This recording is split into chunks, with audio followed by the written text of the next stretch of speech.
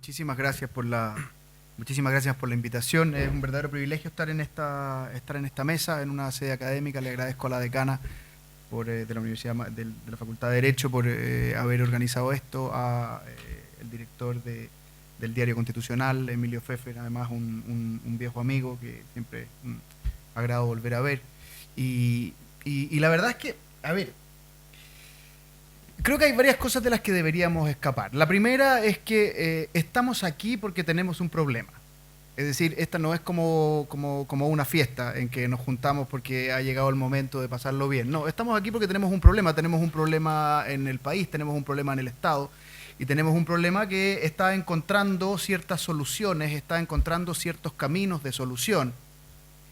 Y lo que tenemos que ver es si esos caminos son los adecuados para solucionar el problema o si estamos recurriendo a lógicas distintas para solucionarlo. Pero yo creo que lo primero que tenemos que hacer es identificar que estamos aquí por una razón. Y no solo porque nosotros discrepemos en uno u otro argumento. Eso también es...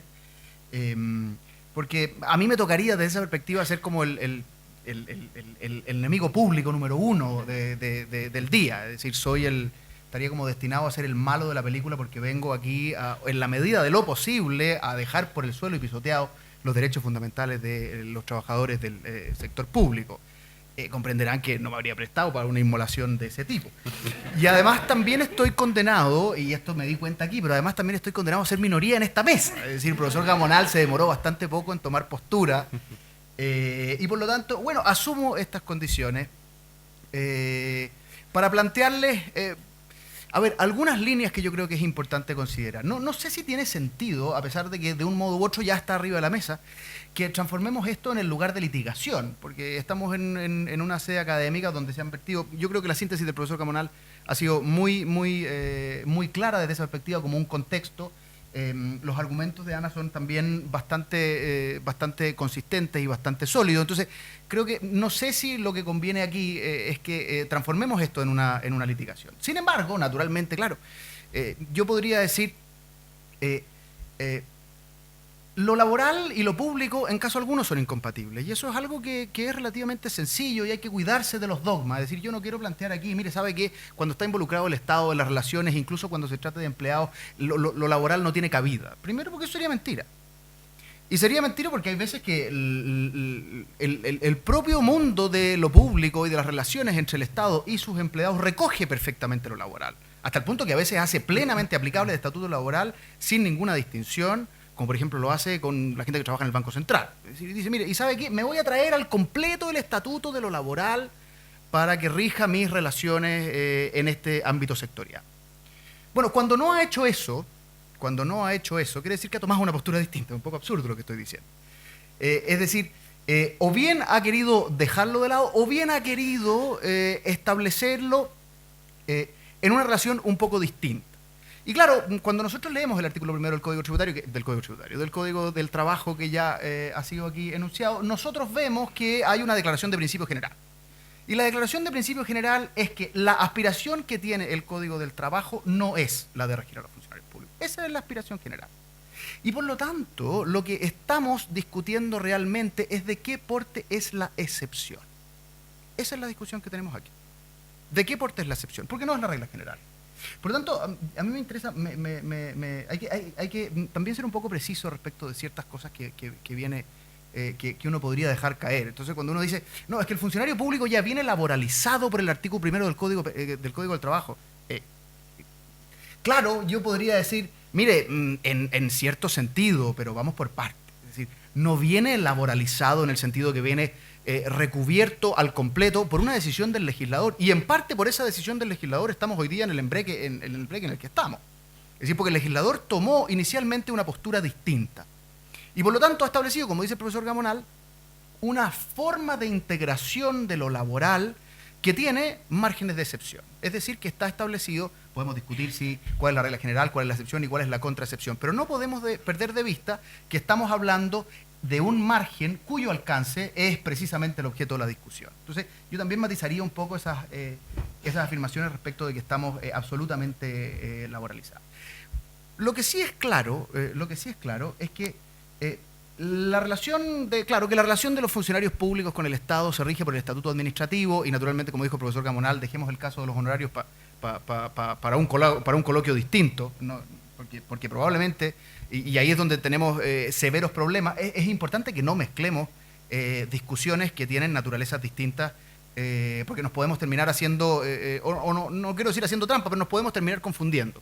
Y hay determinados problemas que son muy acuciantes en determinados ámbitos de relaciones laborales con el Estado y hay otros que tienen una naturaleza distinta. Por lo tanto, si nos vamos a ceñir a lo que hoy día nos convoca, probablemente ese es un tema que vamos a postergar o deberíamos postergar para otro coloquio.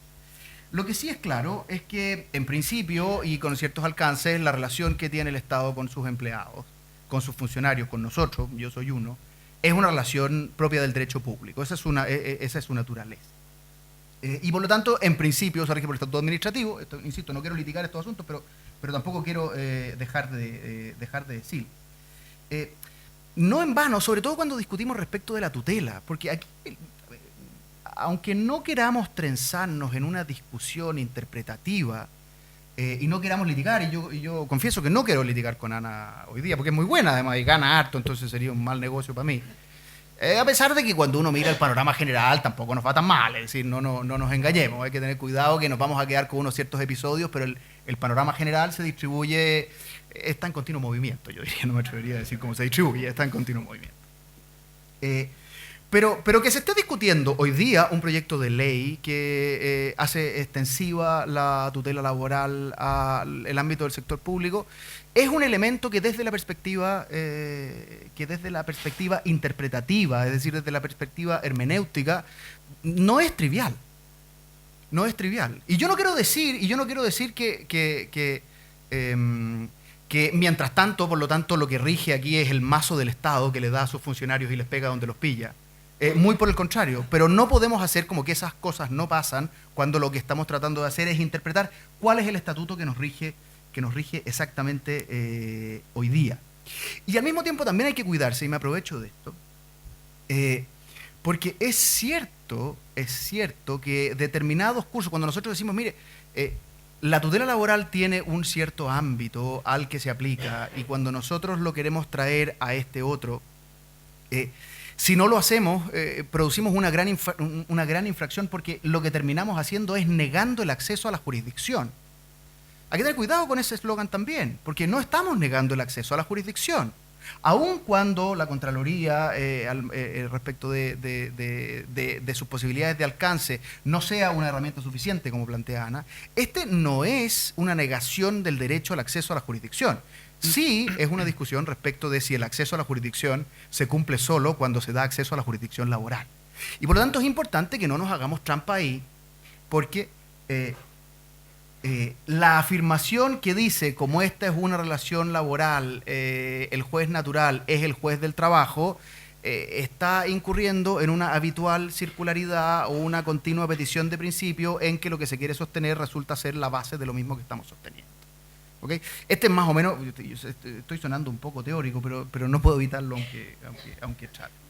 Entonces, lo que quiero proponer es, primero, tratemos de no litigarlo, pero al mismo tiempo hay que cuidarse de otra cosa, porque también hay un discurso muy ideologizado respecto de qué es lo que está pasando, y que es el que sostiene que a lo que estamos asistiendo es a un activismo judicial. Es decir, estamos en un episodio de activismo en que, porque necesitamos solucionar un problema, mire, la judicatura está mostrando una cierta permeabilidad de determinadas formas de interpretación que se apartan del texto y del tenor literal de la ley para conseguir unos determinados fines. Y por lo tanto, y esta es una afirmación que uno muchas veces escucha, los tribunales están haciendo políticas públicas encubiertas. Este es como el fantasma del... Yo creo que también hay que salir de eso, porque entre otras cosas creo que tenemos discusiones que no son jurídicas disparatadas. Es decir, yo no me pasaría por la cabeza decir que lo que está sosteniendo Ana Fullerton aquí son desquiciamientos jurídicos. Por el contrario, o sea, me parece que hay ejercicios interpretativos interesantes, muy sofisticados y plenamente respetables, que podemos compartir o no, y respecto a los cuales nosotros también queremos tener una batería de argumentos que hacen que esta no sea una discusión trivial. La verdadera cuestión, una vez que hemos abandonado también la tesis de que aquí hay mero activismo judicial y queremos entrar, Es otra. Y aquí es donde a mí me gustaría poner el acento. Una vez que hemos identificado que tenemos un problema y que tenemos ganas de solucionarlo, ¿a qué estamos dispuestos? ¿Hasta dónde podemos llegar para ello? ¿Ok? Wittgenstein decía que no podemos jugar un juego con las reglas de otro. ¿Ok? Porque quiere decir que en los dos juegos nos estamos haciendo trampa. Un ejemplo muy tradicional para los que alguna vez son buenos para la pelota. Dicen que el rugby se inventó una vez en un pueblo cercano a Londres cuando un sujeto que estaba jugando fútbol decidió tomar la pelota con la mano y empezó a correr con la pelota. Y había dos posibilidades: o alguien le pegaba una patada y lo echaba para afuera y se acababa el juego, y en ese caso no había ningún problema, o trataban de quitársela de algún modo. Y cuando el juego cambió, dejaron de jugar fútbol y empezaron a jugar rugby. O una cosa distinta, no se llamaba, no tenía ni nombre. Pero empezaron a jugar un juego distinto. Y daba lo mismo que estuvieran vestidos de futbolistas, que todos se dijeran futbolistas, que hubieran capitanes, en fin. No era relevante. Estaban jugando otro juego. Y entonces la pregunta es hasta qué punto aquí no nos está pasando un poco lo mismo. Cuando tenemos una cierta relación de los funcionarios públicos que tiene una naturaleza distinta, y efectivamente, yo podría hacer un ejercicio que es un poco tramposo. Yo podría decir, mire, la verdad es que la interpretación que se propone del artículo 1 del Código del Trabajo es una pequeña fisura que permite, sobre la base de una interpretación, tratar de insertarle todo el estatuto laboral al funcionario público. Yo podría decir, lo que estamos trayendo aquí es todo este sistema de reglas a partir de una interpretación del artículo 1. Bueno, la verdad es que en cierto sentido lo estamos haciendo, eso no, para que no nos hagamos trampa. En el propio ejemplo que ponía el profesor Gamonal, y por eso es tan interesante, decía, mire, ¿cuándo se puede aplicar esta contracepción? O excepción, según cómo se mire. Pero ¿cuándo se puede aplicar? Bueno, cuando hay un vacío. Y segundo, y lo cito casi textualmente, cuando no contraviene la filosofía de la relación que rige. Lo dijo él, lo aprovecho. Cuando no contraviene la filosofía. Y esa es la pregunta de fondo.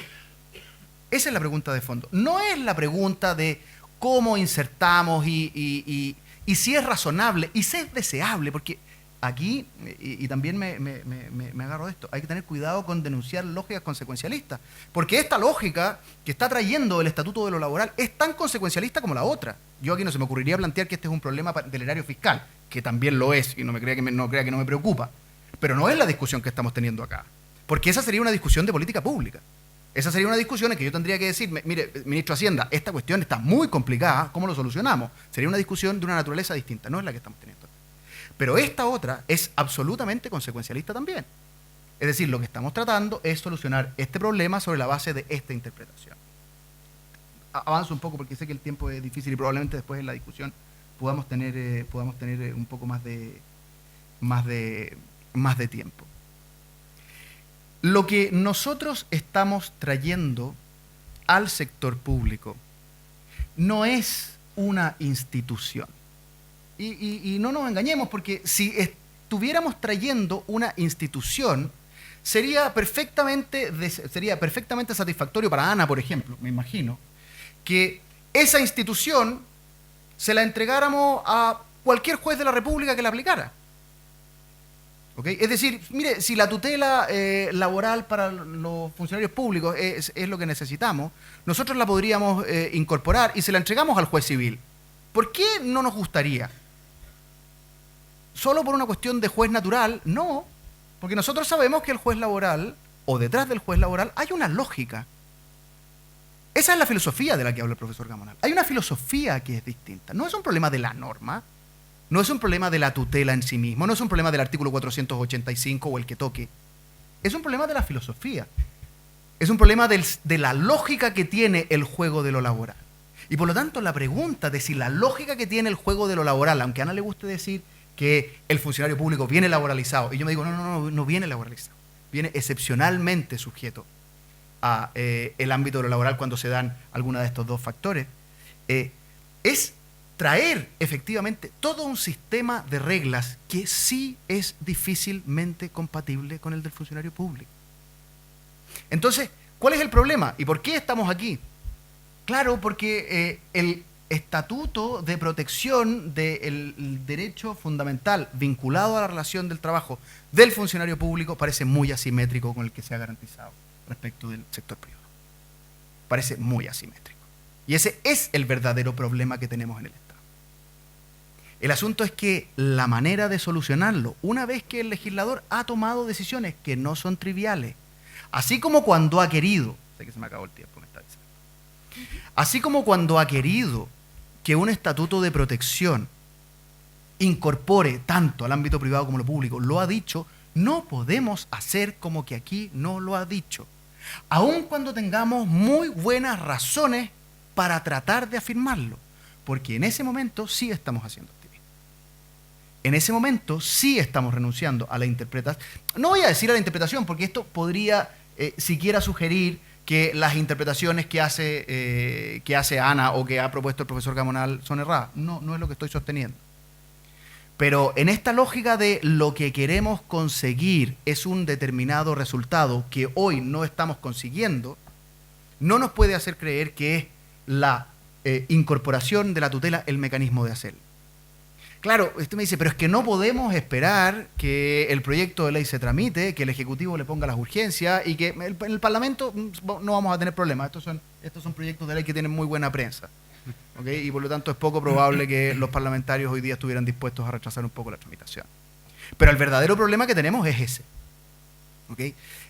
¿Hasta qué punto, por solucionar un problema real y bastante crítico, no hemos estado dispuestos a dejar de reconocer la lógica que tiene el ámbito de lo público en sus relaciones laborales? Insisto, ahí donde estamos discutiendo, no en otros episodios muy, muy traumáticos que aquí han salido. En fin, eso es lo que quiero dejar planteado como un verdadero marco de lo que aquí estamos discutiendo a nuestro juicio. ¿Vale? El resto lo dejamos para las preguntas. Muchas gracias.